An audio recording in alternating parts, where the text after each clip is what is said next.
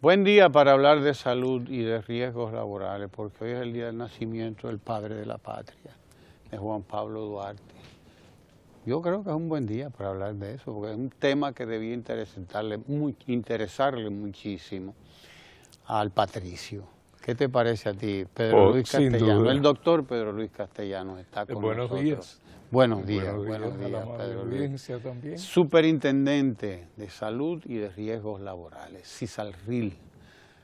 Adelante. Sí, sin duda que en general los fundadores de las diferentes nacionalidades latinoamericanas siempre presentaron y se preocuparon mucho por educación y salud, porque son las bases fundacionales de la ciudadanía, sin lugar a dudas, ¿no? Y bueno, a nosotros nos toca hacer un esfuerzo en esa dirección. Así es, así es.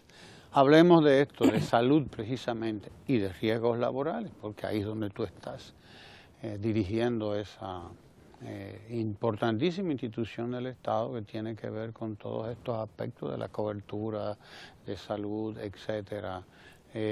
¿Cuál es el estado actual del sector, ¿no? El país escogió en el año 2001 un modelo de financiamiento del sistema de salud sobre la base de aseguramiento.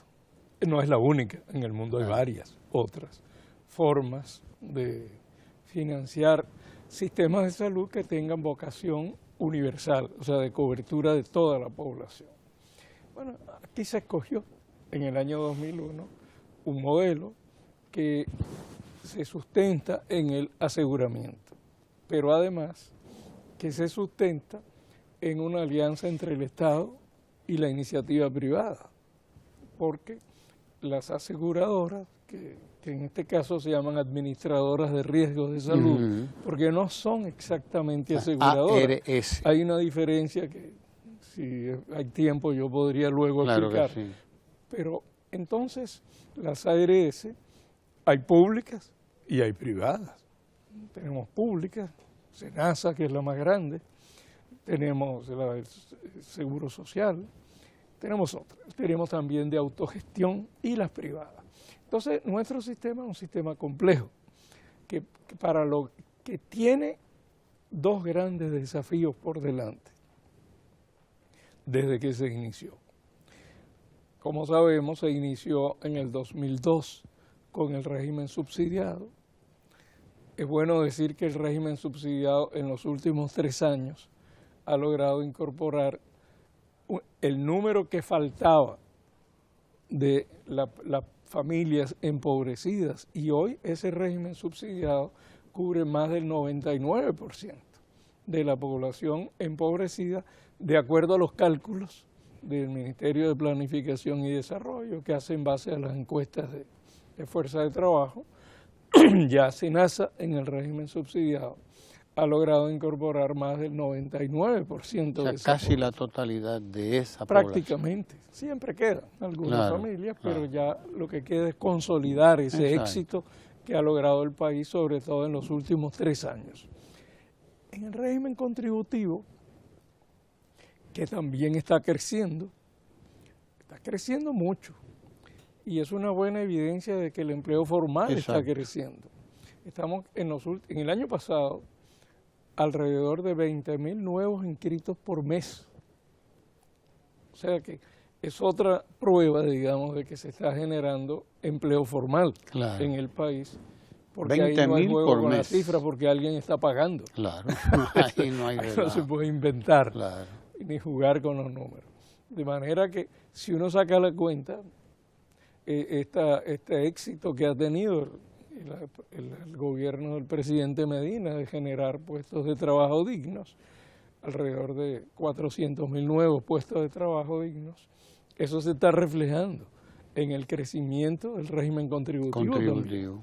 Expliquémosle a la gente diferencia entre el régimen subsidiado y el contributivo, para que tenga claro esto. El régimen subsidiado, a ver, el Estado paga el seguro de las familias que son empobrecidas, y la manera de incorporarse al régimen subsidiado es que lo clasifica.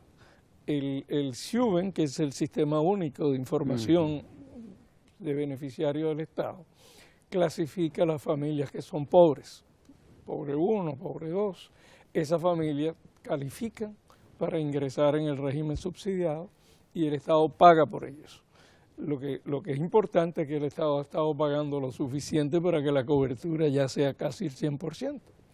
El régimen contributivo, la persona y su empleador pagan por ese seguro. Exacto.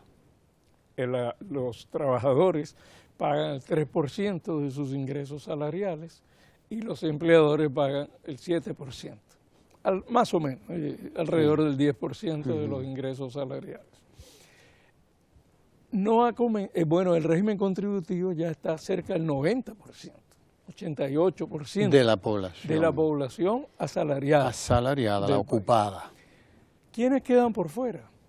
Las pequeñas y medianas empresas, que van a haber que desarrollar algún tratamiento especial para estimular a la pequeña y mediana empresa a registrar sus trabajadores. Y en eso estamos. Hay un esfuerzo tratando de encontrar fórmulas que permitan que sobre todo las pequeñas empresas se puedan afiliar sin que eso represente un riesgo de quiebra para la pequeña empresa. No ha comenzado el régimen contributivo subsidiado. No. Por eso, y entre otras cosas, tenemos todavía una cobertura menor del 70% de la población.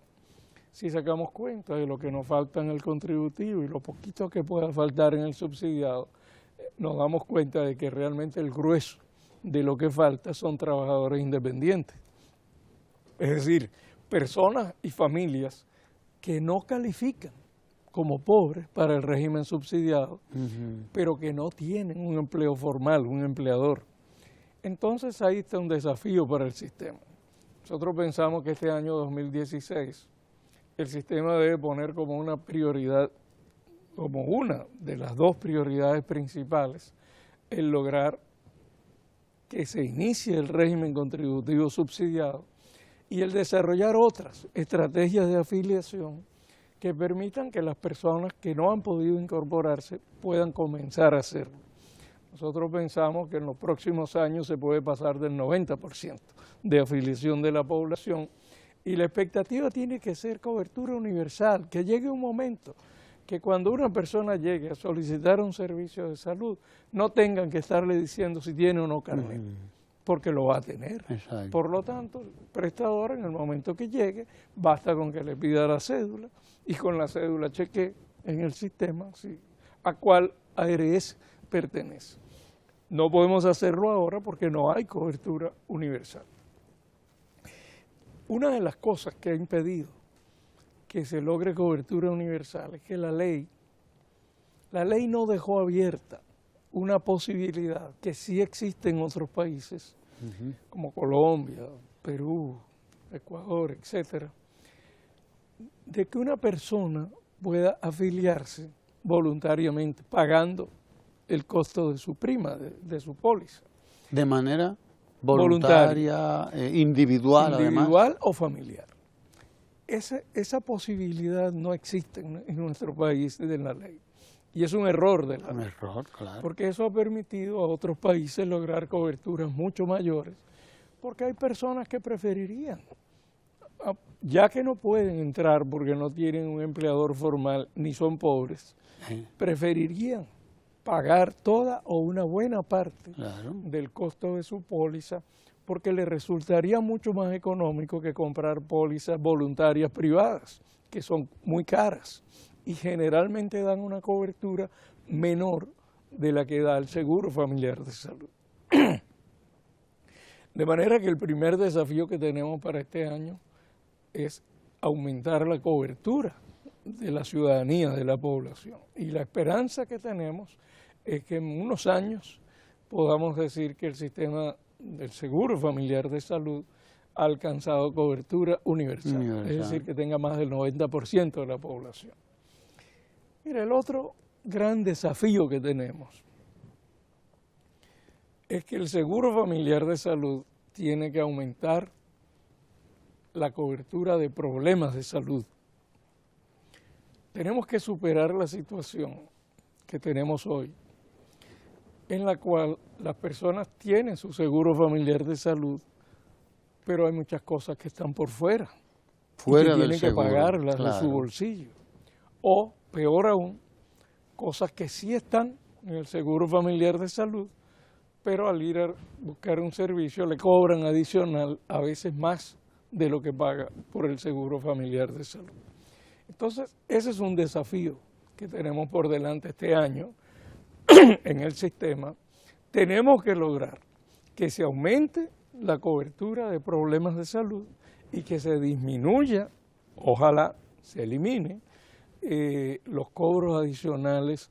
La gente le llama copago, en la ley no se llaman así, pero a eso es a lo que me estoy refiriendo, a lo que la población suele llamar copago, que es lo que le cobran fuera del seguro en el momento que demanda un servicio.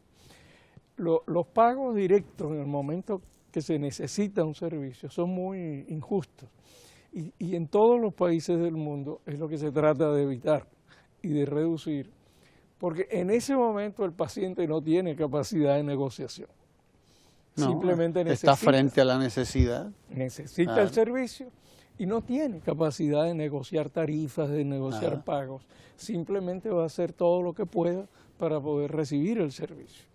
Y eso genera una injusticia fuerte y desigualdades sociales muy profundas, porque el que no puede pagar se inhibe de buscar servicios o busca servicios que no son los que él estaba necesitando o que estaba deseando recibir. Claro, esto implica, por supuesto, repensar las formas de retribución y de remuneración a los médicos y otros prestadores de salud, porque también es justo que los profesionales de salud tengan remuneraciones adecuadas, aunque es bueno decir que no todos tienen retribución baja por la seguridad social. Tenemos médicos que reciben mucho dinero por la seguridad social, otros que reciben muy poco. O sea, y hay que revisar ese tema de las remuneraciones, retribuciones, para mejorarlos, pero también hacerlos un poco más justos para el conjunto de los médicos y los profesionales de la salud. Yo diría que esos son los dos grandes desafíos que tenemos este año por delante. ¿Cómo resolver el segundo? Bueno, este segundo desafío de mejorar la cobertura de problemas de salud y de reducir los pagos adicionales, tiene que ver con que haya un nuevo plan básico de salud.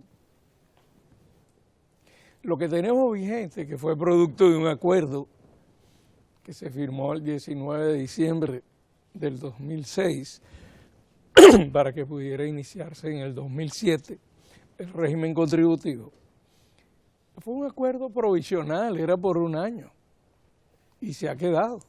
Como pasan muchas cosas. Era por un año. Era por un año. Y tiene ya. Sí, muchas cosas en el país que son provisionales se van quedando. Y eso fue importante en su momento, pero ya se ha quedado retrasado, rezagado. Y mientras tanto se han producido deformaciones. Se ha quedado rezagado la tarifa y honorario para los médicos, para los prestadores y clínicas y hospitales. Ese pero plan también se ha básico quedado que tenemos rezagado. Es el responsable de los copagos, eso de lo que estábamos hablando, se ha porque quedado tiene una rezagado cantidad también de cosas la fuera del plan cobertura de básico. problemas y los pagos adicionales. Claro. Entonces necesitamos un nuevo plan básico. Es bueno decir que el Consejo Nacional de la Seguridad Social creó una comisión hace un poco más de un año, tal vez casi 2 años, que ha venido trabajando en que haya un nuevo plan básico de salud. Y es un trabajo que la CISALRIL es parte de ese equipo de trabajo y ha avanzado mucho. Yo creo que se puede ser optimista y asumir que en este primer semestre del año vamos a tener un nuevo plan básico de salud. Primer semestre de este año. Bueno, yo lo veo con optimismo, pienso que es posible. Sí, sería una gran si cosa. seguimos trabajando con el empeño que se ha venido haciendo y si se sigue colocando como por parte del Consejo Nacional de la Seguridad Social como una prioridad importante, como lo ha hecho hasta ahora, pienso que es posible tener en el primer semestre de este año un nuevo plan básico de salud. Así que si logramos tener un nuevo plan básico y logramos ampliar la afiliación de la población, poco a poco vamos a ir acercándonos a tener un sistema de seguridad social que realmente proteja el derecho a la salud de la población, mucho más de lo que hasta ahora hemos conseguido. ¿Cuáles estrategias se está dando el sector para que entre en funcionamiento el contributivo subsidiado? Porque tiene que haber unas estrategias y un periodo de tiempo también para que esto arranque, ¿no? Que tiene mucho que ver, como tú decías ahorita, con la informalidad en el sector. El trabajador independiente. Sí, exacto. Sí, no es que fácil. Es una cantidad enorme de sí, dominicanos y dominicanas. Déjame decir a ti y a los amables oyentes, este régimen contributivo subsidiado es una creatividad dominicana. Sí. Sí. No existe en otros países. En los otros países solo está el subsidiado y el contributivo. Y las contributivo. Formas de afiliación voluntaria. Son esas tres que quedan. Aquí no tenemos la forma de afiliación voluntaria. Aquí nos equivocamos. Sin embargo, pusimos contributivo subsidiado y no pusimos la afiliación voluntaria. Entonces, y eso hay que corregirlo. Para que arranque el contributivo subsidiado, también el Consejo Nacional de la Seguridad Social tiene un equipo, creó una comisión, un equipo interinstitucional que ha venido trabajando. Ese tiene más tiempo, ese tiene ya varios años y nosotros también somos parte de ese equipo y hemos estado tratando de contribuir a que ese equipo acelere su trabajo de manera que pueda presentar ante el Consejo lo más pronto posible. Nuestra expectativa es que lo haga en este primer trimestre del año, sus propuestas de cómo iniciar. Ahí hay varias opciones. Nosotros pensamos que no son excluyentes, que se puede abrir una diversidad de formas de afiliarse en el contributivo subsidiado, que respete, que reconozca que también este sector de la población es diverso. Allí hay desde personas que están muy cerca de ser pobres y calificar claro. para el subsidiado, hasta personas que tienen ingresos muy superiores a la masa asalariada del país. Entonces no puede haber una única solución, digamos, porque sería injusto. Pensamos que hay una posibilidad para las personas que de menor posibilidad de cotización por sí mismos, de que haya un subsidio parcial por parte del Estado, que es una de las líneas previstas en la ley. Pero pensamos que hay otras posibilidades. Una de ellas es la afiliación voluntaria de quienes estén dispuestos a pagar completa la póliza o recibir un subsidio simbólico de $1 o de manera que puedan ingresar como familia al sistema, pagando voluntariamente el grueso del costo de la póliza. En el medio de esos dos extremos hay posibles opciones diversas. Por ejemplo, hay grupos que no tienen un empleador, pero son muy bien organizados. Son muy bien organizados o en su sindicato, o en asociaciones o gremios, que perfectamente podrían servir como concentradores, como intermediarios, que garantice la cotización de estas personas al sistema.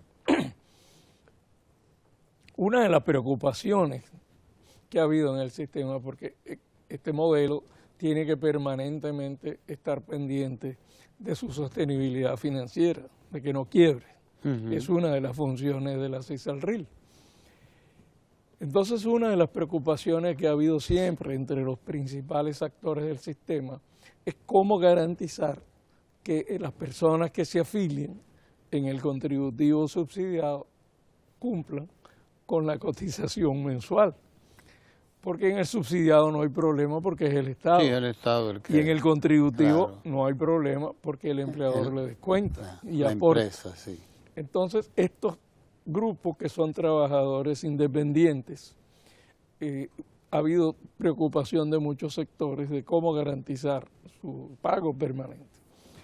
Nosotros pensamos que hay formas, que hay, lo más importante es que sea atractivo, o sea, que la gente sienta que gana manteniendo activa su cobertura.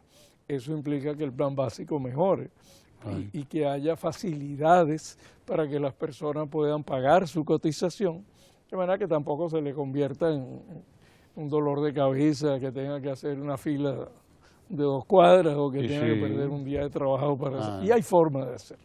Hoy en día es posible pagar cosas hasta por el celular. Y es legítima esa preocupación. Hay formas creativas que se pueden introducir en el sistema. Yo no creo que una familia, un dominicano, una dominicana, que se comprometa a asumir el pago de su póliza, vaya a estar pensando si hacerlo o no hacerlo, sabiendo que es con su salud que está bregando. Es que hay un problema y una preocupación, un riesgo. Y es lo que en el lenguaje del mundo de los seguros se llama la selección adversa. Es decir, una persona que sabe que necesita hacer un alto gasto por algún problema de salud suyo o de su familia, se inscriba, recibe ese alto gasto y después se retire.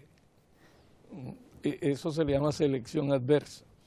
Eso ocurre siempre, pero hay formas también de regular esto. Por ejemplo, poner un tiempo, o sea que gastos de determinada característica muy elevados, solo le nazca el derecho después de tantos meses de haber participado, con lo cual se cubre el riesgo, digamos, financiero del problema.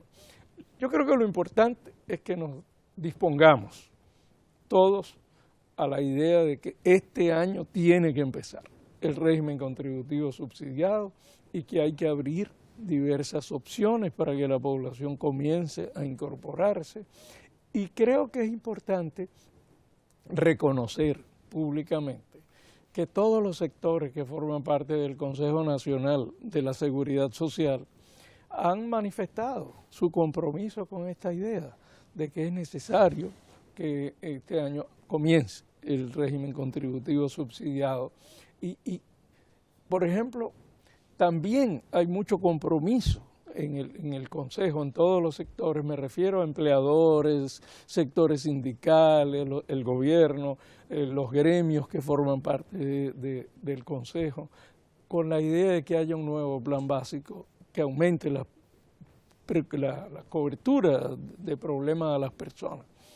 Una de las preocupaciones que hemos recibido, por ejemplo, del sector empleador, es que el sector empleador está sometido a presiones para que, además del seguro familiar de salud, compre otro seguro adicional para sus trabajadores. Esto lo siente el sector empleador, lo resiente, porque es un gasto adicional. Eso. ¿Cuál es la solución? Ampliar el seguro familiar de salud, ampliar el plan básico, aumentar la cobertura y aumentar la incorporación de la población para que se incremente la canasta de recursos que forman parte del seguro familiar de salud. Y esto es posible. Así que por eso tenemos a todos los sectores del Consejo interesados, empeñados. Yo pienso que el Consejo, desde que pasó el periodo que no funcionó durante el 2016, que fue el primer semestre del año pasado. 2015. Perdón, 2015. Desde que reinició sus labores, el Consejo ha estado en una actitud de mucho trabajo y empeño en lograr recuperar el tiempo que se perdió. Digo una cosa, sostenibilidad del sistema. Alguna gente pues pone en duda que un sistema como este pueda sostenerse en términos de financieros, ¿no?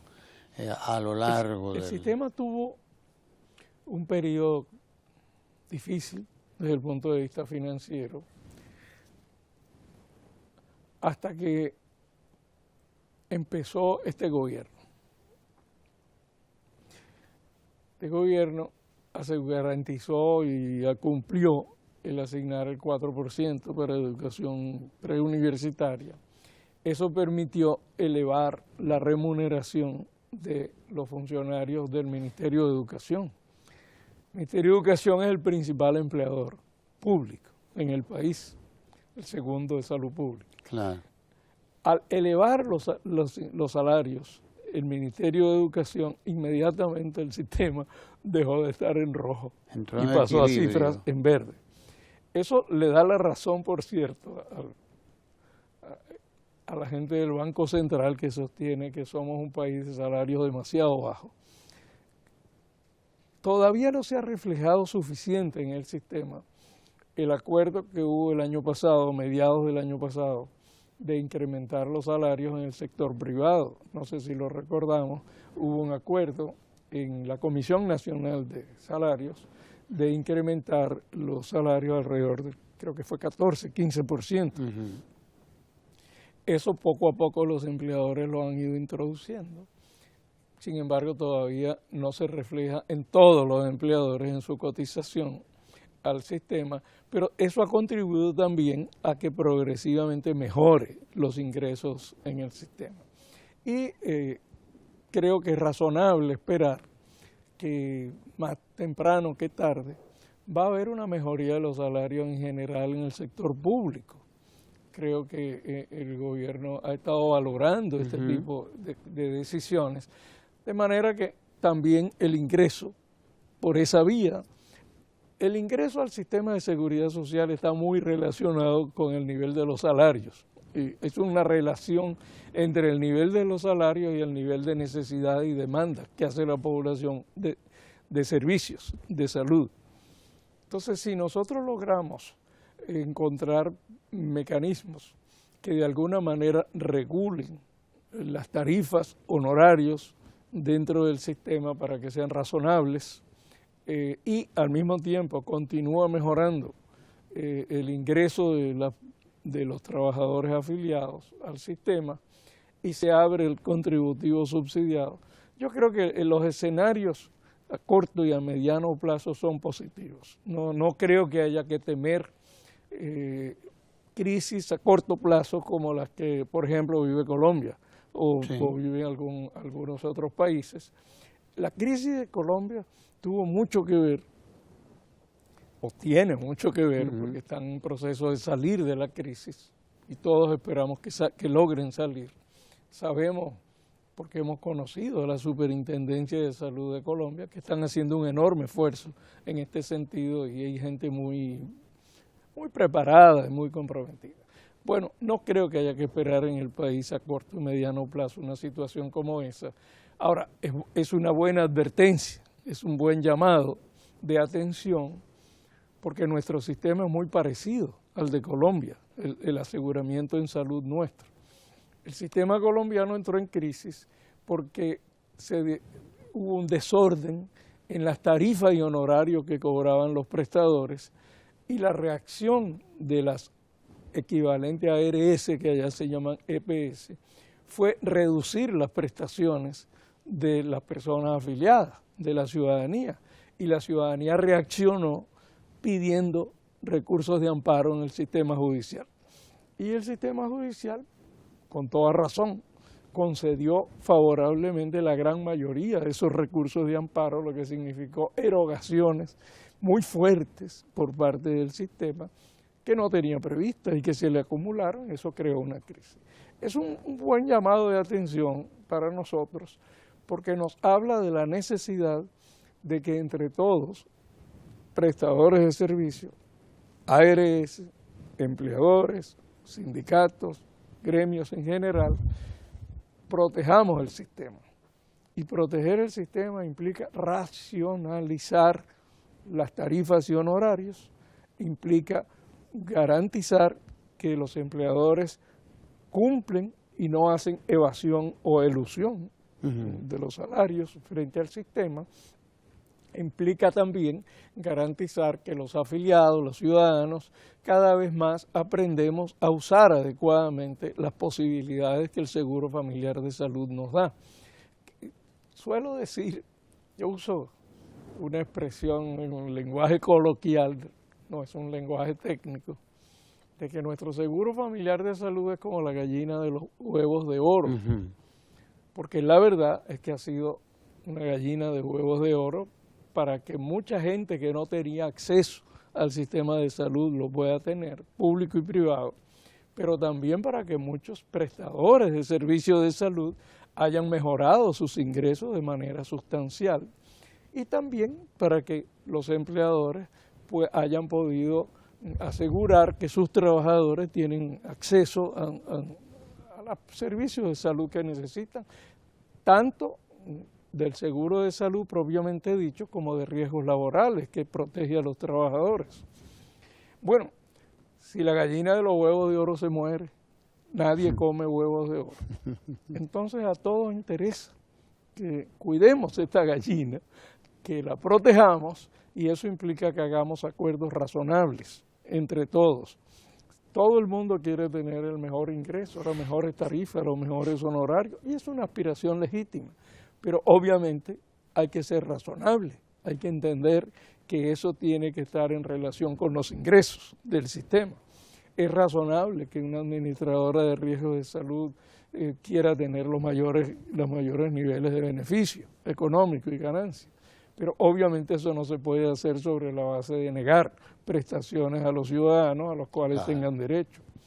Así que si nos ponemos de acuerdo, la CESALRIL está empeñada y ha hecho un gran esfuerzo de que se reduzca la conflictividad en el sector y que podamos sentarnos todos en una mesa a dialogar y a conversar sobre cómo podemos seguir mejorando nuestro sistema de aseguramiento en salud, de manera que continúe siendo sostenible como lo es hasta ahora, pero continúe mejorando los servicios que recibe la población, al mismo tiempo que con ingresos razonables para los que son prestadores de servicios médicos a la población.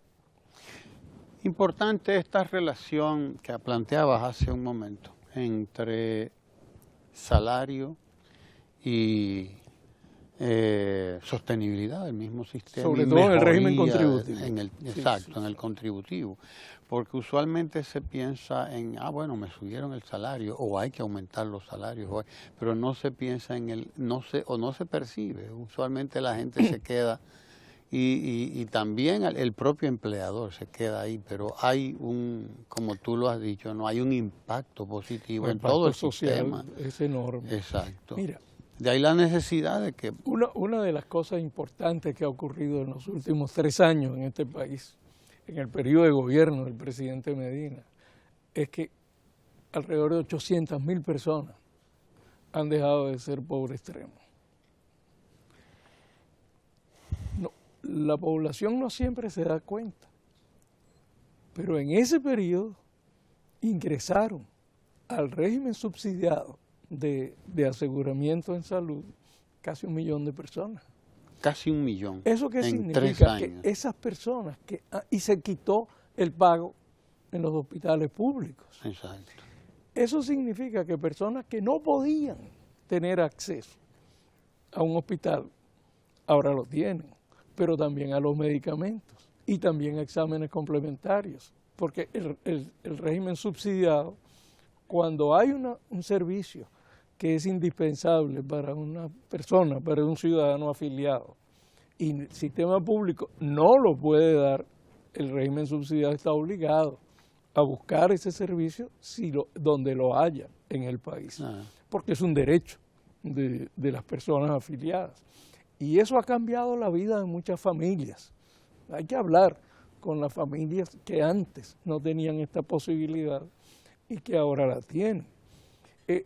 La contribución del sistema de seguridad social a la disminución de la pobreza en el país ha sido importantísima y no siempre se le ve como de esta manera. Es importante ver el sistema de seguridad social como una política pública, porque es una política pública.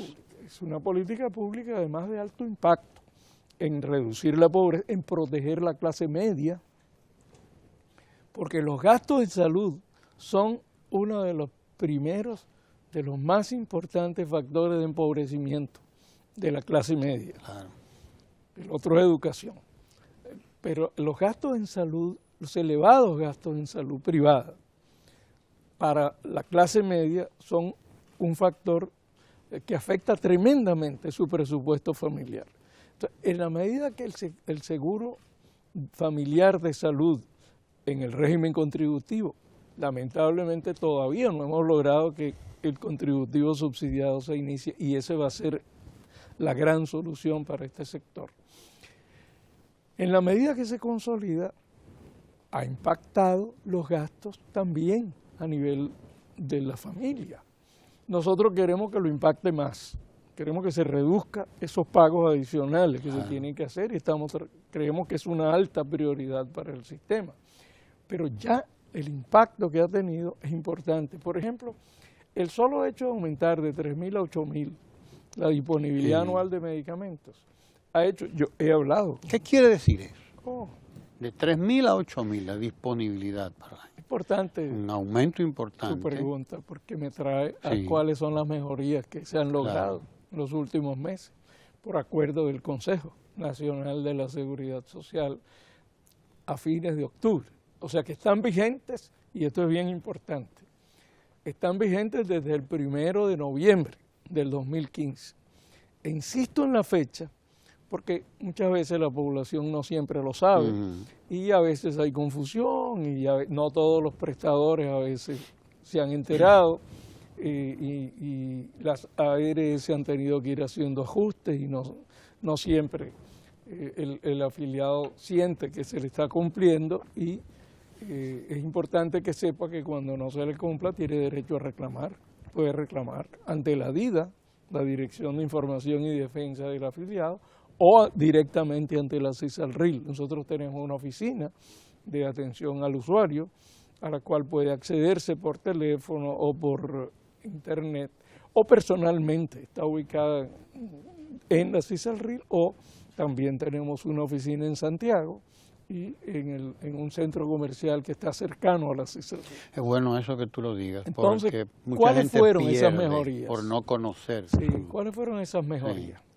Una, se aumentó de 3.000 pesos disponibles por año y por afiliado en medicamentos de uso ambulatorio.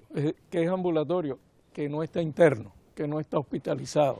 Cuando usted va a la consulta y el médico les pide una receta, eso es un medicamento a nivel ambulatorio. Para eso había 3.000 y se aumentó a 8.000 al año. Pero no solo eso, sino que se amplió el catálogo de medicamentos, porque se incorporó todos los principios activos que el Ministerio de Salud Pública recientemente, hace unos 6 meses, actualizó en lo que se llama el cuadro básico de medicamentos del país. Todos los que no estaban se incorporaron y eso significó una ampliación, pero también se introdujo la idea de que el medicamento tiene que ser dispensado y cubierto por el seguro independientemente de su presentación y su dosis. Déjame explicar esto que es importante para la población. Si usted le indicaban tal medicamento de 40 miligramos y en tabletas, iba a la farmacia y la farmacia le decía no, el que está dentro del seguro es el de 80 miligramos. Entonces usted tiene 40, no le toca, no lo cubre. No. Eso se acabó. Porque si le indican ese medicamento, no quiero decir nombres, pero supongamos amoxicilina, un antibiótico. Antibiótico. Es independientemente de su concentración o de su presentación.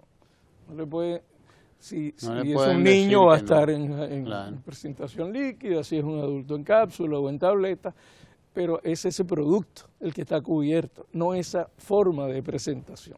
Eso es importantísimo para la población. Todo eso ocurrió con los medicamentos. Claro, obviamente ese incremento a 8.000 no a todo el mundo le toca desde el primer día, porque depende de lo que ya había gastado, de esos primeros 3.000 que le correspondía, y depende de cuándo se renova su póliza. Hay gente que empezó a cotizar en enero, bueno, en enero se le renova su póliza. Hay gente que empezó en octubre, entonces en octubre se le va a renovar y cuando renova su póliza tiene la totalidad de los 8.000. Mientras tanto tiene fracciones. Otra cosa importante que se cambió a partir del 1 de noviembre, la cobertura de catastróficos, de gastos catastróficos. Para enfermedades catastróficas. Enfermedades que implican gastos catastróficos, son 18 eventos que están incluidos en esa lista de gastos catastróficos. Antes era 1 millón en total. Es decir, si usted tenía un problema de salud que implicó que consumió $500,000 cuando lo internaron o cuando le resolvieron su problema, a usted le quedaba $500,000. Y si tenía otro problema de salud y usted necesitaba también hacer gastos catastróficos, alguna de estas 18, le quedaba era $500,000. Ahora es 1 millón por cada evento, por cada uno de esos 18 eventos que están dentro del grupo, digamos. Para que la gente sepa, ¿qué es una enfermedad catastrófica? Sí, bueno, ahí están problemas cardíacos severos, por ejemplo, está también problemas renales severos. La mayoría son problemas que requieren internamiento e incluso muchos de ellos requieren uso de cuidados intensivos, etcétera. La diálisis y todas esas cosas para los renales. Lo otro es que se amplió ese 1 millón también para los procedimientos quirúrgicos, que no estaban. Entonces ahora los procedimientos quirúrgicos que están en la lista, porque no son todos, son los que están en la lista, que son los más frecuentes, también tienen 1 millón por cada uno de esos eventos, cada uno de esos. Entonces eso fue una mejoría importantísima. Más aún, antes del 1 de noviembre, los recién nacidos no tenían el 1 millón disponible para gastos catastróficos, sino que le iban haciendo a medida que aumentaba la edad. En el primer mes solo tenía 150,000 pesos y a medida que aumentaba la edad, el segundo mes un poco más, el tercer mes un poco más y al año 1 millón. Eso se eliminó. O sea, ahora desde que nace, el recién nacido tiene disponible, igual que cualquier otro afiliado, 1 millón en gastos catastróficos y para cada uno de los eventos que antes señalé en gastos catastróficos. Eso es importantísimo, porque cuando el niño más necesita... ¿Eso tanto en el subsidiado como en el contributivo? Sí, eso vale para todo el seguro familiar de salud. Esto es muy importante porque, mire, el 80% de las muertes de niños menores de 1 año en nuestro país ocurren en el primer mes de vida. Es decir, en el primer mes de vida es cuando los niños que van a requerir gastos catastróficos, la mayoría lo requieren en el primer mes de vida. Wow. Eso es muy importante. Otra cosa que se cambió a partir del 1 de noviembre, la llamada atención integral, que es a qué se refiere esta decisión del Consejo.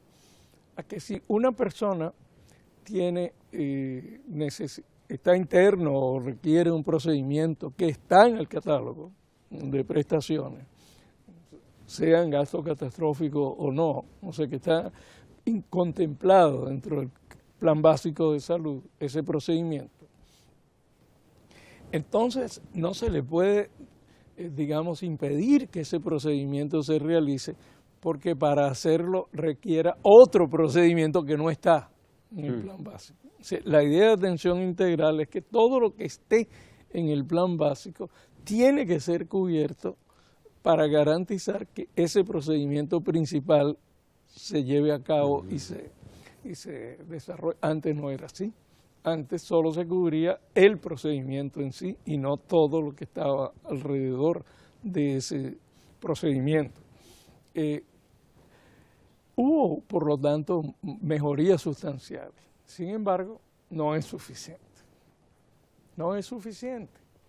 Y por eso se está trabajando un nuevo plan básico.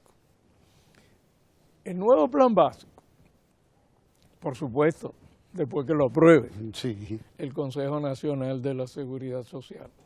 Pero se ha avanzado mucho en algunas ideas que ya hay consenso.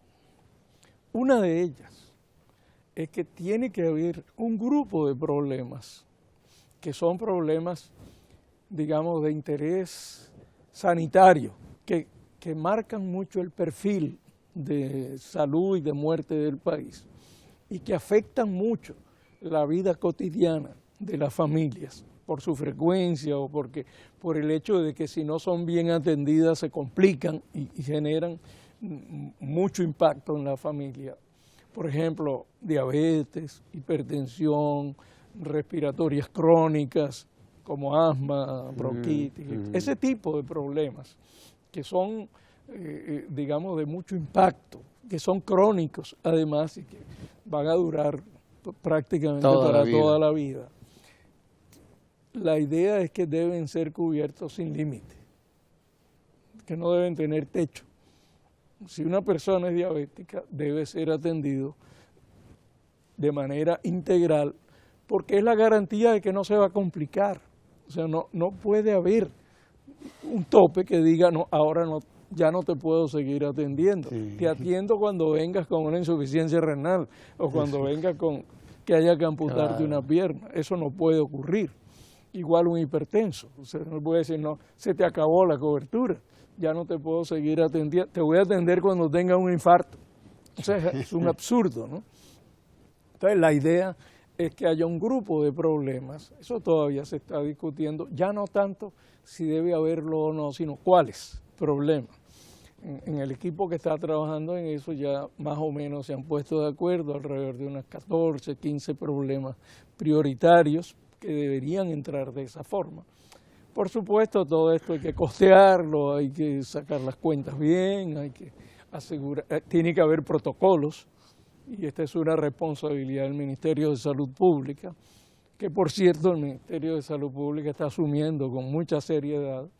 Ayer la señora ministra de Salud, la doctora Guzmán, me dijo que muy prontamente va a haber un evento, un acto donde públicamente se va a anunciar que alrededor de 50 problemas de salud ya tienen protocolos oficiales que van a ser oficializados. Nosotros esperamos que dentro de ese grupo se esté incluido todos o la mayoría de estos problemas que consideramos que deben ser cubiertos en su totalidad por el Seguro Familiar de Salud. Con protocolos, con un buen costeo, por supuesto, de esto, y con un buen trabajo de información y de consenso con los médicos y las clínicas prestadoras de servicios de salud. Nosotros pensamos que esto va a tener un impacto enorme sobre las familias y sobre el perfil de salud del país. Una de las preocupaciones que tenemos es que un seguro familiar de salud tiene que impactar el perfil de salud del país. O sea, tiene que tener una consecuencia, tiene que reducir la mortalidad por enfermedades prevenibles, tiene que garantizar, por ejemplo, que la mortalidad materna baje. O sea, un seguro que cubra todo lo que es necesario alrededor de la maternidad tiene que contribuir a que la mortalidad materna se reduzca, a que la mortalidad infantil se reduzca, a que las complicaciones por diabetes o por hipertensión o por enfermedades respiratorias crónicas se reduzcan. No es correcto que nosotros estemos recibiendo a las personas cuando tienen que hacerse una diálisis porque tienen una insuficiencia renal crónica, cuando la mayoría de ellos pudo ser evitada si se manejaba adecuadamente la diabetes o la hipertensión, o cuando niños con un buen tratamiento y manejo de una amigdalitis simple. Un mal manejo de esa amigdalitis hizo que ese riñón se dañara posteriormente, unos años después. O sea, este enfoque integral de pensar en la salud de la persona y no solo atender una enfermedad cuando llega de manera espontánea al médico, es un enfoque que queremos introducir en el nuevo plan básico. Hemos avanzado y seguimos avanzando, entonces. Sí, es bueno recordarlo en un día como este. Yo creo que hay que destacar el interés del señor presidente en que el sistema de seguridad social realmente sea cada vez mejor. Y también de todos los integrantes del Consejo Nacional de la Seguridad Social. Exacto. Creo que esa es una alianza que nos garantiza, esta alianza entre el Estado, la iniciativa privada, la comunidad, los gremios, los sindicatos. Es una alianza que nos debería garantizar que el sistema va a seguir mejorando. Bueno, en el día de Juan Pablo Duarte hemos hablado de salud, una de las cosas importantísimas para esos que lucharon y para los que seguimos luchando hoy, Pedro Luis, ¿verdad? No hay mejor forma de reconocer a los fundadores de la patria que construir cada día una patria mejor. Claro, claro, a la prosperidad, a la salud de la gente. Gracias por estar ahí con nosotros, el doctor Pedro Luis Castellanos, superintendente de salud y de riesgos laborales, la CISALRIL. Quédese ahí porque ahora ojalá continúa con su sección Ecomundo. Ahí está el economista Lucas Vicens esperando para entrar al bate inmediatamente. Gracias, doctor Pedro Luis Castellanos, por estar aquí con nosotros. Vengo aquí porque me ahorro económicamente, lo vengo a atender a mi niño, me lo atienden bien. Cuando me siento algo, corro allá, de una vez me atienden y me dan mi medicamento y vengo para mi casa. El modelo de atención primaria es el centro de salud en el cual el residente de una comunidad recibe los servicios básicos de salud. Contamos con lo que es los diferentes programas, como el programa de vacunas, en la cual aplicamos todas las vacunas de forma gratuita, el programa de tuberculosis. Realizamos visitas domiciliarias con la finalidad de darle un seguimiento. Vienen a poquito rato. ¿Cómo se siente? Me ponen los aparatos a ver cómo estoy.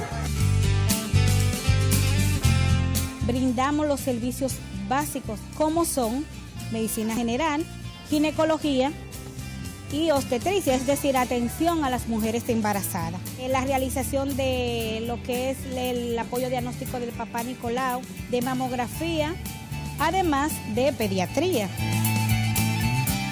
Cuando se detecta algún problema que debe de resolverse a nivel especializado o que tenga que internarse, entonces de este centro se refieren. Pero el paciente retorna nuevamente con el formulario de contrarreferimiento a nuestra unidad. Todos los servicios brindados en la unidad de atención primaria y los medicamentos son de forma gratuita para toda la población. Es decir, que uno se está ahorrando unos cuartos ahí.